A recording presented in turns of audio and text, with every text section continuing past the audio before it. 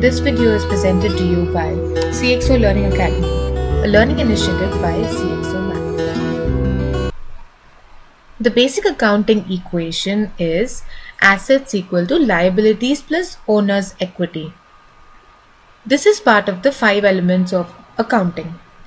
In this video, we will cover liabilities.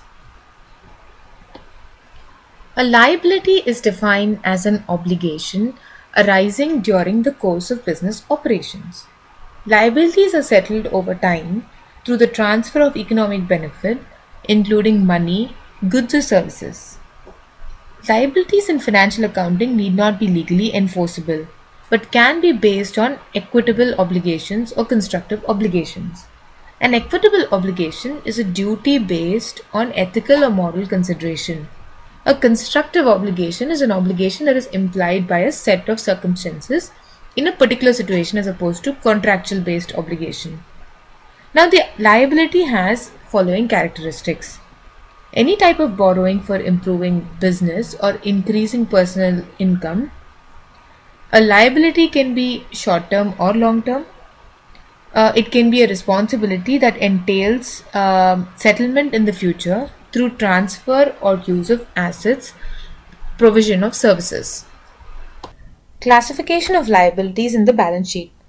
Liabilities are obligations as they are amounts owed to creditors for a past transaction, and they usually have the words payable in their account title. Along with owner's equity, liabilities can be thought of as a source of the company's assets. They can also be thought of as a claim against a company's assets. Apart from the two categories we will discuss, liabilities of uncertain value or timing are called provisions. Current liabilities.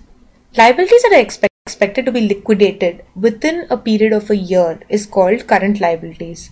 For example, current liabilities include payables such as wages, taxes, and accounts payable.